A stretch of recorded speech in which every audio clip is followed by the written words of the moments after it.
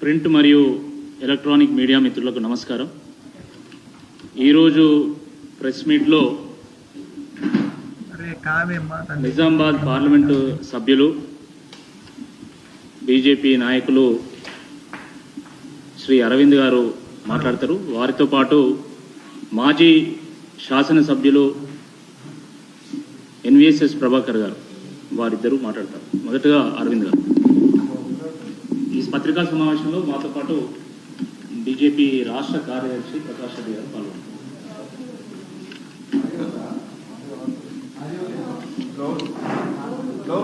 ఓకేనా? పట్టుకోవాలన్నా పట్టుకున్నాం. ఇప్పుడు ఓకేనా? మొట్టమొదటిగా ఇవాళ పొద్దున జరిగిన సంఘటన, శ్రీనివాస్ అనే భారతీయ జనతా పార్టీ కార్యకర్త యువకుడు ఎమోషనల్గా బాధపడుకుంటూ బండి సంజయ్ గారి మీద ఏదైతే పోలీసు దౌర్జన్యం మనం చూసినామో, ఆయనని అతి దారుణంగా శారీరకంగా వేధించుకుంటూ పోలీస్ వ్యాను ఎక్కించి తీసుకెళ్లి సిద్దిపేట నుంచి తీసుకెళ్లి మళ్ళీ కరీంనగర్లో హౌస్ అరెస్ట్ చేయడం, ఇది చాలా అమానుషంగా శ్రీనివాస్ భావించి, నేను అక్కడికి వెళ్ళినప్పుడు యశోద హాస్పిటల్కి బండి సంజయ్, అరవింద్ మీలాంటి కార్యకర్తలకి, ఎంపీలకే పోలీసులతో ఇట్లా దౌర్జన్యం చేపిస్తా ఉంటే ఈ రాష్ట్రంలో సాధారణ కార్యకర్త పరిస్థితి ఏంది అన్నా అని ఆయన అడుగుతా ఉంటే కళ్ళల్లో నీళ్ళు వచ్చినాయి. ఇవాళ జరిగిన సంఘటన చాలా దురదృష్టకరం. భారతీయ జనతా పార్టీ శ్రేణులకి, కార్యకర్తలకి రాష్ట్ర వ్యాప్తంగా నేను బండి సంజయ్ గారి తరఫున, నా తరఫున, పార్టీ తరఫున ఇటువంటి అఘాయిత్యాలకి పాల్పడకండి, మనకి అవసరం లేదు. రానున్న కాలం భారతీయ జనతా పార్టీ కాలం. తప్పకుండా ఈ రాష్ట్రంలో భారతీయ జనతా పార్టీకి అధికారం చేపట్టే రోజులు కూడా దగ్గర పడ్డాయి. కాబట్టి ఆ రోజులు రావడానికి మీ అందరి కృషే, కార్యకర్తల కృషే దానికి పునాది. ఆ రోజులు మీరు చూడాలా, ఆ రోజు మీరు సంతోషించాలా. కాబట్టి దయచేసి ఇటువంటి అఘాయిత్యాలకు పాల్పడకండి. మనం యుద్ధం చేద్దాం, వేరే రకంగా నిరసన తెలియజేద్దాం. కానీ సూసైడ్ అటెంప్ట్స్ అన్నవి దయచేసి అటువంటి ఆలోచనలు మానుకోండి. ఇక శ్రీనివాస్గా ఆ యువకుడి పరిస్థితి, డాక్టర్ల సమాచారం ప్రకారం, నాకు అందించిన సమాచారం ప్రకారం హాస్పిటల్లో సుమారు 70 నుంచి 80% వరకు బర్న్స్ ఉన్నాయి. క్రిటికల్ పరిస్థితి ఉన్నది. ఫైర్ యాక్సిడెంట్స్లో రోజు రోజు ఏ రకంగా దిగజారిపోతుందో ఆరోగ్యం చెప్పలేము. కాబట్టి చాలా క్రిటికల్ పరిస్థితి. 70% బర్న్స్ కంటే ఎక్కువ ఉంటే అనేది డాక్టర్లు తెలియజేయడం నిజంగా కూడా బాధాకరం.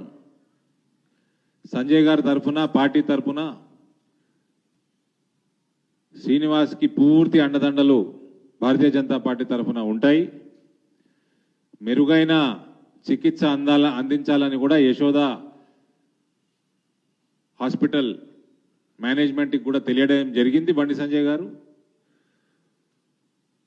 మనమందరం భారతీయ జనతా పార్టీ కార్యకర్త అందరినీ కూడా శ్రీనివాస్ తొందరగా కోలుకోవాలని, ఆరోగ్యం కుదుటపడాలని మనందరం కూడా భగవంతుడిని ప్రార్థిద్దాము. ఇక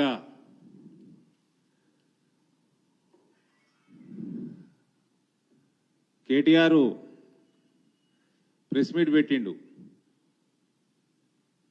ఆయన ప్రెస్ మీట్లో ఓటమి భయం కళ్ళకు కనబడినట్టు కనబడుతుంది, కట్టినట్టు కనబడుతుంది. ఆయన లాంగ్వేజ్, ఆయన బాడీ లాంగ్వేజ్ అన్నీ కూడా ఓటమి భయము క్లియర్గా కనబడతా ఉన్నది. ఇవాళ ఏమంటాడండి, ఆక్రోశం, ఆ ఓటమి భయంతో ఆక్రోశం వెళ్ళగక్కుతా ఉన్నాడు కేటీఆర్. మా పార్టీ కార్యకలాపాలు కూడా ఆయనే చెప్తున్నాడు. ఆయనకేదో ఏంది, ఏం సోర్సెస్, విశ్వసనీయ వర్గాలట సోర్సెస్ అట, దిక్కుమాల సోర్సెస్ని, నీ సోర్సెస్ని ఇంటెలిజెన్స్ వ్యవస్థ చాలా దరిద్రంగా ఉన్నది. కేటీఆర్ ఏమంటాడు, లాఠీ చార్జులు చేపించుకుంటామట మేమే, మా మీద మేమే ఫైరింగులు చేపించుకుంటామట, రక్తం చిందించేటట్టు మా రక్తం మేమే చిందించుకుంటామట. మాకేమైనా పిచ్చా, మాకేమైనా ఎర్రా? మా కార్యకర్తల రక్తము చిందించుకోవడానికి, మా మీద మేము ఫైరింగ్ చేపించుకోవడానికి, లాఠీ చార్జీలు చేపించుకోవడానికి, దేనికోసమయ్యా? దీన్ని బట్టి మీకు అర్థమవుతా ఉంది ఏంటంటే, ఈ మనిషి, ఈ కేటీఆర్ అనే మనిషి ఆలోచన విధానం ఎట్లుంది, ఎంత ఫ్రస్ట్రేట్ అయి ఉన్నాడు. దుబ్బాక ఎలక్షన్, ఒక బై ఎలక్షన్ ఓడిపోతున్నాడు. ఈ ప్రెస్ మీట్ పెట్టి ఆ నలుగురు మంత్రులను కూర్చోబెట్టుకొని, ఎమ్మెల్యేలను కూర్చోబెట్టుకొని, ఆ ఏదో కంప్లైంట్ తీసుకుపోయి ఎలక్షన్ కమిషన్ ఇచ్చే బదులు పోయి నువ్వు ప్రచారం చేసుకుంటే ఓ 10 ఓట్లు పెరుగుతుండేనేమో టీఆర్ఎస్కి. నాకు డౌటే అది కూడా. ఓ 100 మంది కూడా స్వచ్ఛందంగా రారు మీ ప్రోగ్రాంలకి. దుబ్బాకలో ఓడిపోతావన్న పూర్తి నమ్మకం నీకు కలిగింది, అందుకనే నువ్వు దుబ్బాకలో పోయి ప్రచారం చేయకపోతుంది. అటు హుజూర్ నగర్ పోయినట్టు నాకు గుర్తున్నది. అప్పుడు పోయింది కదా అప్పుడు హుజూర్ నగర్. మరి హుజూర్ నగర్ పోయినోడు మరి దుబ్బాకకు ఎందుకు పోలే? రామచిలకనట తీయగున్న జాంపండునే కొరుకుతుందట. మన చిలక కొరికిన జాంపండు తీయగున్నదని మనం అనుకుంటాం, కానీ తీయగున్న జాంపండునే రామచిలక కొరుకుతుంది. గది కేటీఆర్ లీడర్షిప్. నాయకుడు అనేటోడు ఓడుతున్నా గెలుస్తున్నా ముందుండి కార్యకర్తలను నడిపియాల. నువ్వు ఒక పిరికి పందవి. దమ్ము ధైర్యం లేక ఫీల్డ్ మీద ఇటువంటి దరిద్రపు ఆలోచనలు, దీన్ని బట్టి అర్థమవుతా ఉన్నది ఎంత దరిద్రంగా కేటీఆర్ ఆలోచించగలుగుతాడో. దీన్ని బట్టి తెలంగాణ ప్రజల మొత్తం యావత్ తెలంగాణకు అర్థమవుతుంది ఏంటంటే, కుక్కని తీసుకొచ్చి సింహాసనం మీద కూసబెట్టిండు అలయ్య. ఇంత దరిద్రంగా ఆలోచన చేస్తారా ఎవరన్నా? కేటీఆర్ నీ చెల్లెని ఓడగొడుతందుకే నీ నిజామాబాద్లా 0 ఎఫర్ట్ పెట్టినాయా? అసలు ఏమి నేను ఇబ్బంది పడలే. భారతీయ జనతా పార్టీ కానీ నేను కానీ ఏమి ఇబ్బంది లేకుండా నీ చెల్లెల్ని, నీ స్వంత చెల్లెల్ని చిత్తుకు ఓడగొట్టినాం. ఈ దుబ్బాక ఎలక్షన్ల కోసం మేము ఇంత దిగజారుతామా? నీకేమన్నా అక్కలు ఉండాలి కదా కేటీఆర్, ఏమన్నా తలకాయ అన్నది ఉండాలా, పని చేయాలి కదా నీకు. నీ అంకుల్ని ఓడగొడుతుంది దాదాపు 1,00,000 ఓట్లు. ఏమవుతాడండి? అంకుల్ అవుతాడా, మామవుతాడు, ఏమవుతాడు కదా వినోద్ గారు. ఆయన 1,00,000 తోటి ఓడగొడుతుంది, ఈడ 75,000 తోటి చెల్లెని ఓడగొడుతుంది. ఏదన్నా లాఠీ దెబ్బ పడ్డదా ఎవరికన్నా? రక్తం చిందిందా? ఒక్క తూటా పేలిందా? గాలినే ఓడగొట్టినప్పుడు దుబ్బాక బై ఎలక్షన్ కోసం చేస్తామా మేము? దరిద్రంగా మీరు దరిద్రులని తెలుసు, మీరు నీచాతి నీచులైనని తెలుసు. ఏదో పనికిమాలిన ఉద్యోగం చేసుకున్నటోని తీసుకొచ్చి సింహాసనం మీద కూర్చోబెడితే ఆ చిల్లర బుద్ధులు మానకపోతివి, ఇంకా చిల్లరగానే ఆలోచన చేస్తున్నాం.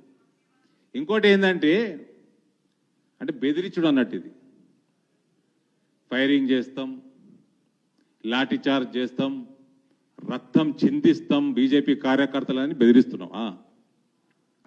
మొన్న బండి సంజయ్ గారిని అరెస్ట్ చేసిన విధానం అప్రజాస్వామికం అని తేలింది. ఆ వీడియో చూస్తేనే చెప్పొచ్చు. అందుకనే ఓవర్ నైటు మీ మొత్తం పోలీస్ యంత్రాంగానికి ఒక మిండేట్ని ఎలక్షన్ కమిషన్ పంపింది. ఒక మిండేట్ని పెట్టింది కదా స్పెషల్ ఆఫీసర్ని. నువ్వు అయినా ఇటువంటి దరిద్రపు ఆలోచనలు తీసుకొచ్చి ఈ లాఠీ చార్జులు, ఫైరింగ్లు, రక్తం చిందించడాలు చేసినావనుకో, ప్రభుత్వం మాకున్నది, నీదెంత పిల్లకాకి ప్రభుత్వం ఇది, నీ పార్టీ ఎంతనే, it is the size of a peanut in front of Bharatiya Janata party. President rule అని ఉంటుంది. ఓవర్ నైట్ స్పెషల్ ఆఫీసర్ వచ్చినప్పుడు ఈ రాష్ట్రంలో నీకు ఏదైతే దరిద్రపు ఆలోచనలు వస్తున్నాయో భారతీయ జనతా పార్టీ కార్యకర్తల మీద ఫైరింగ్లు చేద్దామని, అటువంటివి నువ్వు ఇంప్లిమెంట్ చేస్తే స్టేట్ స్పాన్సర్డ్ వైలెన్స్ అవుతుంది. అది స్టేట్ స్పాన్సర్డ్ వైలెన్స్ అయినప్పుడు రాష్ట్రపతి పాలన అని ఉంటుంది ఒకటి. అర్థమైందా? కాబట్టి నీ దరిద్రపు ఆలోచనలు నీ మట్టుకు పెట్టుకో. Your cheap mentality, cheap mindset, you are a good for nothing politician, you are good for nothing minister అని ఆల్రెడీ నిర్ణయం అయిపోయింది. ఇక దాన్ని నువ్వు ప్రూవ్ చేసుకోవాల్సిన అవసరం లేదు, దిగజారాల్సిన అవసరం లేదు. నువ్వు నోరు మూసుకొని ఉంటేనే బెటర్. నోరు తెరిస్తేవంటే ఎక్స్పోజ్ అవుతావు. ఏదో మీ నాయన తెలంగాణ ఉద్యమం చేసిండు, ప్రజలు పట్టం కట్టిండ్రు, నడుస్తున్నది. నడిచే రోజులు కూడా దగ్గర పడ్డాయి. నాయన అందించిన ఏదో బంగారు పల్లెంలో తెచ్చిపెట్టిన దానికి ఏదో నువ్వు పెద్ద సంపాదించుకున్నట్టు ఏం లేదాడ. ఓటమి భయంతో నువ్వు దుబ్బాకకు పోతలేవు అన్నది అది అందరికి, ప్రజలకు అందరికి అర్థమైపోతా ఉంది.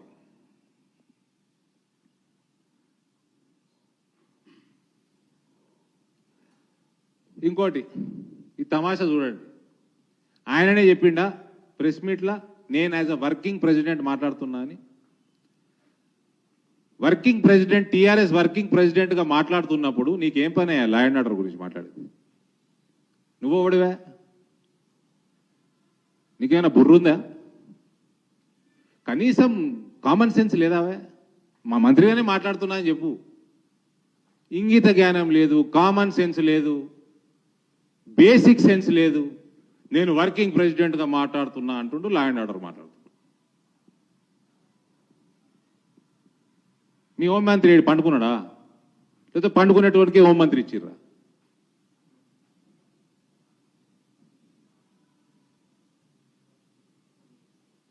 నువ్వు ఏం మాట్లాడుతున్నావో, నీకు సలహాదారులు ఎవరో, అసలు నీకు అక్కలు ఉన్నదా, నీకు రాజకీయం తెలుసా, నీకేం తెలుసు? నువ్వు మాట్లాడేదేమో మొత్తం అడ్మినిస్ట్రేషన్ మాట్లాడుతున్నావు, వర్కింగ్ ప్రెసిడెంట్గా మాట్లాడుతున్నా అంటున్నావు. God save you, God bless you KTR.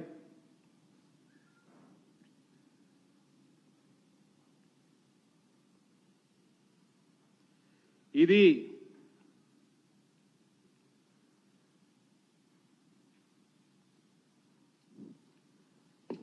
నేను నా తోటి సోదరుడు కేటీఆర్, ఇవన్నీ మానుకో, స్ట్రేట్ ఫార్వర్డ్ పాలిటిక్స్ చేయి, పనిచేస్తే ప్రజలు ఓట్లు వేస్తారు. ఈ ఊరేగింపు పోయినరా పోతాడా ఎలక్షన్ కమిషన్ దగ్గరికి? ఆ మంత్రులను తీసుకొని, ఎమ్మెల్యేలను తీసుకొని ఆల్రెడీ వేయండు. గా ఊరేగింపు బదులు పోయి దుబాకల ప్రచారం చేస్తే బాగుంటుండే. చాలా కాలం నుంచి కార్యకర్తలని, బీజేపీ కార్యకర్తలని అరెస్ట్ చేయడం కూడా జరుగుతూ ఉంది.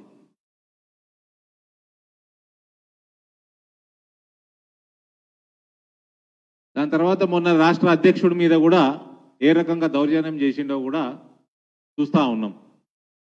దీనికి ఒక బ్యాక్గ్రౌండ్ ఉన్నది. కేటీఆర్ ఇవాళ మాట్లాడిన దానికి అది మేము బెదిరింపుగా తీసుకుంటున్నాం. కార్యకర్తలని భయపెట్టిస్తున్నాం. కార్యకర్తలని మీద కేసులు పెడుతున్నారు జిల్లాలలో. దానికి నిరసనగా ఈ మధ్య అన్ని జిల్లాలలో నిరసన కూడా తెలియజేస్తే కలెక్టరేట్ల ముట్టడి కార్యక్రమాలు కూడా జరిగినాయి. మీకు అందరు తెలిసిన విషయమే. అక్టోబర్ నెలలో ఇలా రాష్ట్ర అధ్యక్షుడు మీదికి చేతి కూడా లేచింది ఈ పోలీసు వాళ్ళది. దేనికైనా సమయము వస్తుంది. రియాక్ట్ అయింది ఎలక్షన్ కమిషన్, రియాక్ట్ అయింది, స్పెషల్ ఆఫీసర్ పెట్టిండ్రు. తమ్ముడు, కమ్యూనిస్టు గద్దెల్నే కూలగొట్టిన వాళ్ళం, కమ్యూనిస్టు ప్రభుత్వాలనే కూలగొట్టిన వాళ్ళం. నీ కుటుంబ పాలన కూలగొట్టడం పెద్ద పని కాదు. నేను మీడియా మిత్రులను అడుగుతా ఉన్నా, నిజామాబాద్లో ఎలక్షన్లలో మీరు నన్ను చూసే ఉంటారు. ఏ రోజన్నా నాకు టెన్షన్ ఉండేనా?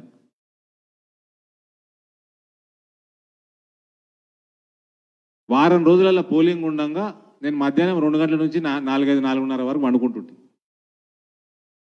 హ్యాపీగా ఆడుతూ పాడుతూ మీ చెల్లెల్ని ఉడగొట్టినాం.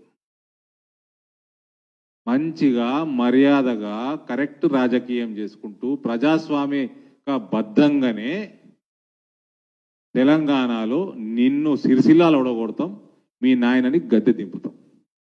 మా కార్యకర్తల ప్రాణాలని మేము పనంగా పెట్టి మిమ్మల్ని దించాల్సిన అవసరము కూడా లేదు. మళ్ళా చెప్తున్నా, your government, your party is a peanut. Thank you.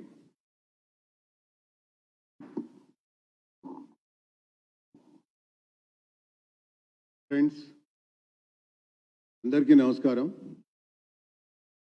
రేంద్ర గారు చాలా ముఖ్యమైనటువంటి విషయాలు చెప్పారు. 2-3 విషయాలు మీరందరూ కూడా ఆలోచించాలి.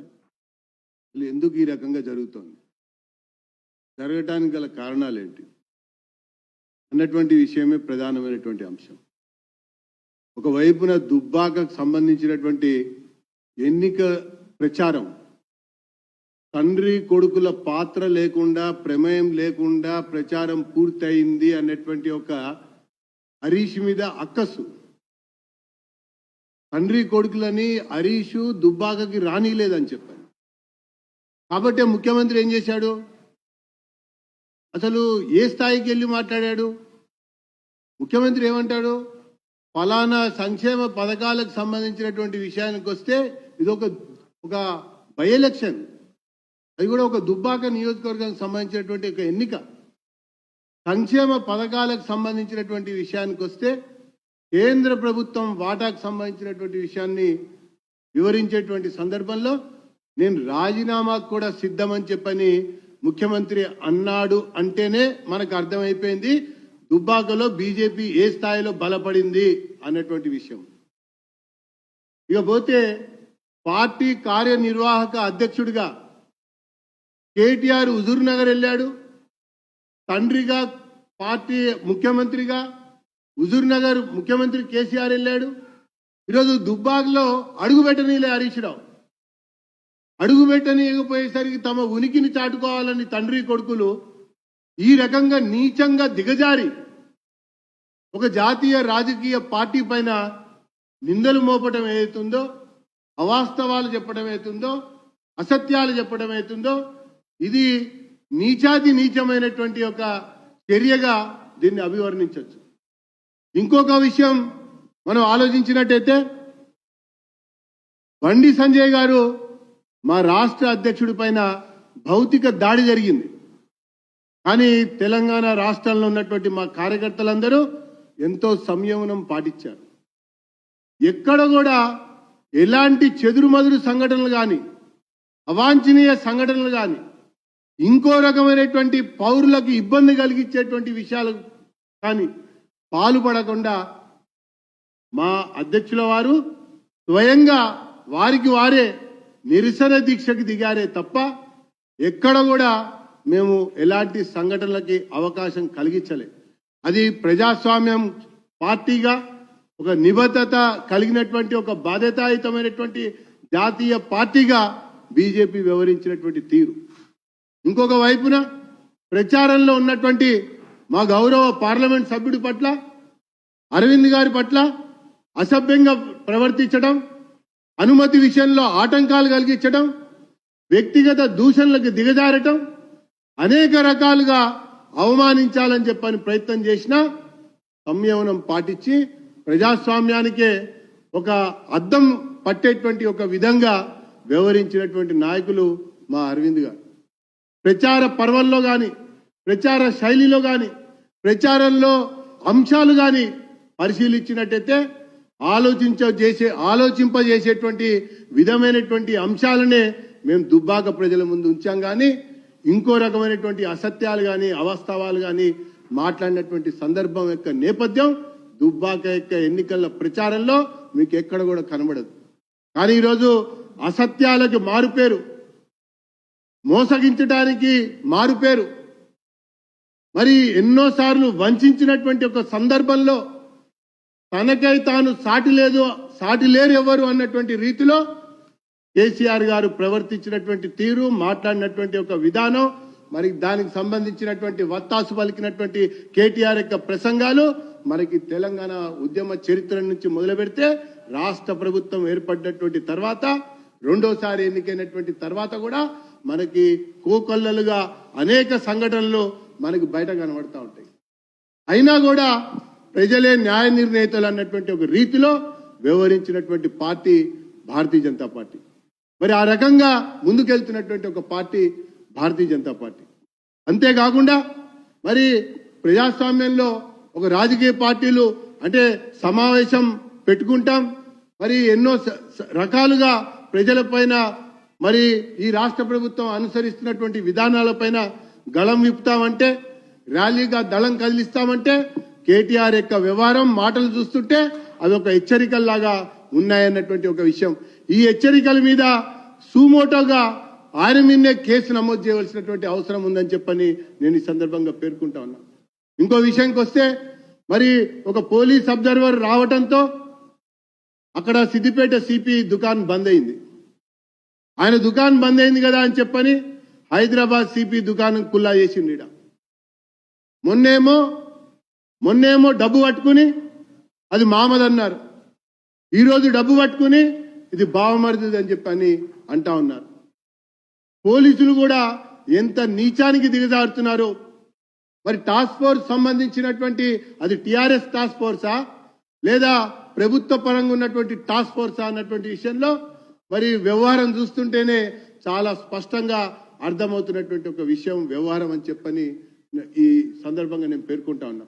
ఇంకొక విషయానికి వచ్చినట్టయితే 2 కంపెనీల నడుమ వ్యాపార లావాదేవీలు, అవి 2 కంపెనీలకు సంబంధించినటువంటి ఆర్థిక పరమైనటువంటి అంశాలలో ఇచ్చిపుచ్చుకునేటువంటి ఒక విషయాలలో జరిగినటువంటి ఒక సంఘటనని ఇప్పుడు బావమరిదికి ఆపాదించారు. అంతకుముందే డబ్బు పట్టుకుని మామకు ఆపాదించారు. ఈ రకంగా అనేక రకాలుగా బీజేపీ యొక్క అభ్యర్థిని, బీజేపీ యొక్క పార్టీని బదనాం చేయాలని చెప్పని ప్రయత్నం చేస్తూ వచ్చారు. పోలీసు అబ్జర్వర్ వచ్చేసరికి సిద్దిపేటలో వీళ్ళ పప్పులు ఉడకలే కాబట్టి హైదరాబాద్ లో ఈ కథ వీళ్ళు నడుపుతూ ఇక్కడ మరి కుట్ర పన్నినట్టుగా వాళ్ళు చేస్తారు. అసలు ఈరోజు కుట్రకి మారిపోయారు ఈ కారు గుర్తు, మోసానికి మారిపోయారు ఈ కారు గుర్తు, కుతంత్రాలకు పెట్టిన పేరు కేటీఆర్ కేసీఆర్ అన్నటువంటిది చరిత్రలోనే మనకు కనబడుతున్నటువంటి యొక్క నగ్న సత్యాలు. కాబట్టే తండ్రి కొడుకుల పాత్ర లేకుండా దుబ్బాక ఎన్నిక ప్రచారం పూర్తి అవుతున్నటువంటి ఒక నేపథ్యంలో నిన్న రాజీనామా సంబంధించినటువంటి విషయం మాట్లాడాడు. ఈరోజు కార్యనిర్వాహక అధ్యక్షుడిగా తన పాత్ర లేకుండానే ఎన్నికపోతుంది అన్నటువంటి ఒక విషయాన్ని దృష్టిలో పెట్టుకుని ఇంత నీచానికి దిగజారి కేటీఆర్ వివరిస్తాడని ఎవ్వరు కూడా అనుకోవటల్లా, ఎవ్వరు కూడా ఆలోచించాల. కానీ ఆయన యొక్క నిజ స్వరూపం బట్టబయలైందని చెప్పని ఈ సందర్భంగా నేను తెలియజేసుకుంటూ ఖచ్చితంగా ఈ నాయకుల్ని ఈ పార్టీని ఆ యొక్క అభ్యర్థుల్ని బట్టలు ఉడదీయటం దుబ్బాకలో ఖాయమని చెప్పని నేను పేర్కొంటా ఉన్నాను. అంతేకాకుండా ఇప్పుడు కూడా ఇంకా కూడా మరి అసలు ఆ నియోజకవర్గంలో ప్రచార పర్వం పూర్తయినటువంటి తర్వాత కూడా ఇంకా టిఆర్ఎస్ నాయకులు, జడ్పీటీసీలు, ఎంపీటీసీలు, సర్పంచులు, నియోజకవర్గంతో సంబంధం లేకుండా ఉన్నటువంటి వాళ్ళు ఇంకా అనేక మంది ఎలా ఉన్నారో ఆ ఏరియాలో అని చెప్పని నేను ప్రశ్నిస్తా ఉన్నా, నేను నిలదీస్తా ఉన్నా.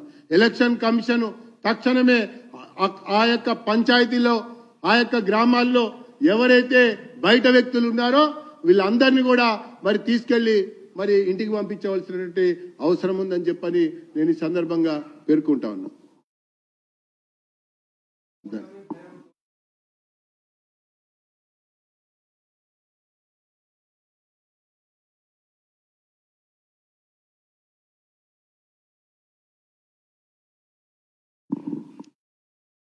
అంటే ఇప్పుడు కేసీఆర్ అల్లుడిని గాడిద చేసిండా, కొడుకుని గాడిద చేసిండా? ఎవరు గుర్రము ఎవరు గాడిద అన్నట్టు. పనికొచ్చే గుర్రం ఏది, పనికిరాని గుర్రం ఏది? అది కూడా క్లారిటీ ఇవ్వాలి కదా. స్టేట్మెంట్ ఇచ్చినప్పుడు క్లారిటీ ఉండాలా. పనికొచ్చే గుర్రం, పనికిరాని గుర్రం, లేదా మీరు అడిగిన ప్రశ్నను బట్టి ఒక గుర్రము ఒకటి గాడిది. మరి ఎవరేందో మాకు తెలవాలి. మేమైతే అంటలేము, కేసీఆర్ అన్నాడు అన్నాడని మీరు చెప్తుర్రు.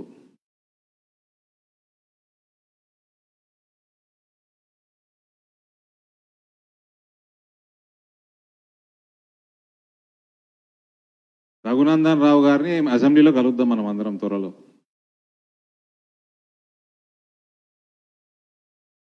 ఇప్పుడు వాళ్ళకి ఎలక్షన్ల కంటే భయం ఏంటంటే రఘునందన్ రావు అసెంబ్లీలకు పోతే ఈ ఆయనకున్న సబ్జెక్టు వాగ్దాటిని తట్టుకోవడం, అసెంబ్లీ సెషన్ ఇప్పుడే మినిమల్గా పెడతాడు. ఇప్పుడు అది కూడా పెడతారా లేదా అని డౌట్ వస్తుంది. ఇక ఆ భయం ఆయనకు అసెంబ్లీ భయం పుట్టుకున్నది. ఇప్పుడు కేసీఆర్కి ఒక సీటు ఓడిపోయినంత మాత్రాన కేసీఆర్ ప్రభుత్వం కూలిపోయేదేం లేదు. ఇంత టెన్షన్ ఎందుకంటే ఆయనకి రఘునందన్ రావు అనేటోడు అసెంబ్లీలకు వస్తే ఆయనను అక్కడ తట్టుకోవడం వీళ్ళ వల్ల కాదు. అది వీళ్ళ భయం, టెన్షన్ అది. ఇంకోటి, ఈ కేటీఆర్కి అంటే ఈయన కూడా సాయంత్రం కాగానే వేరే జోన్లోకి వెళ్ళిపోతాడా, మత్తు సేవించి మత్తు పదార్థాలు మత్తు మరి ఏందో. బీజేపీ గురించి మాట్లాడాల్సిన అవసరం లేదు అని ఈయననే చెప్పిండు కదా. వాళ్ళ కార్యకర్తలకి వాళ్ళ లీడర్లు అందరికీ బీజేపీకి రియాక్ట్ కాకండి అని అన్నారు. మరి గింతగానం అవుతుండేది హరీష్ రావు ప్రచారం ప్రెస్ మీట్లాయ్, ముఖ్యమంత్రి ప్రెస్ మీట్లాయ్, ముఖ్యమంత్రిని ఫామ్ హౌస్ నుంచి జనగాం పంపించిన ఘనత దుబ్బాక ప్రజలది. కేసీఆర్ ప్రెస్ మీట్ ఆయ్, ఇప్పుడు మళ్ళా కేటీఆర్ ప్రెస్ మీట్ పెట్టబట్టి ఆయన్ని అన్నాడు కదా బీజేపీకి రియాక్ట్ కావద్దని. మరి పొద్దున్న లేస్తే బీజేపీ జపం ఎందుకు చేస్తుర్రు? జపం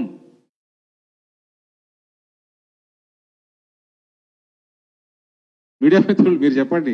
అప్పుడప్పుడు నేను కూడా మిమ్మల్ని క్వశ్చన్లు అడుగుతా.